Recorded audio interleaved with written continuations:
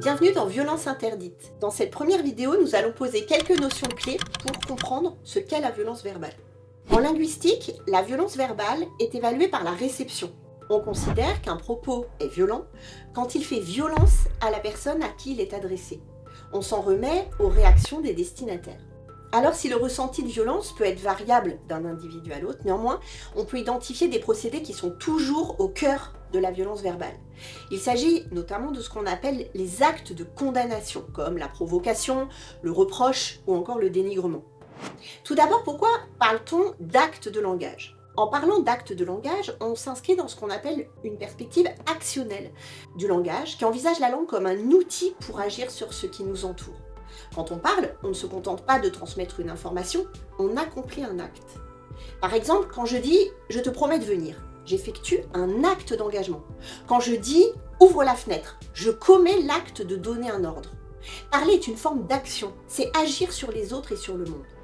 Pour en revenir aux actes de langage qui relèvent de la violence verbale, on les appelle actes de condamnation car ils sont menaçants pour l'image de soi ou pour son territoire.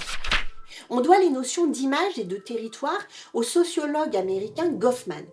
Il a montré qu'en société, en interaction avec d'autres, la règle fondamentale que doit respecter tout individu est de préserver sa face et celle de ses interlocuteurs, autrement dit l'image.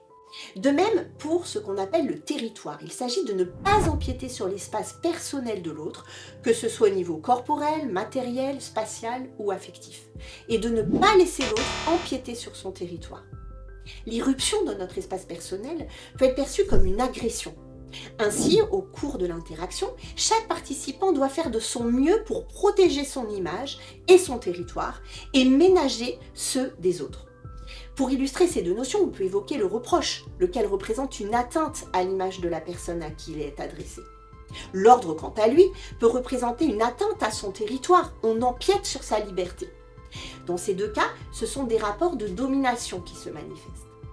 Dans cette série de vidéos, ce sont de tels actes langagiers menaçants pour l'image et ou pour le territoire de l'autre que nous allons analyser. Nous indiquerons à chaque fois à quel type d'abus ils correspondent dans le continuum des violences conjugales en nous appuyant sur la roue du pouvoir et du contrôle qui recense les stratégies par lesquelles l'agresseur assure la pérennité de son contrôle sur la victime.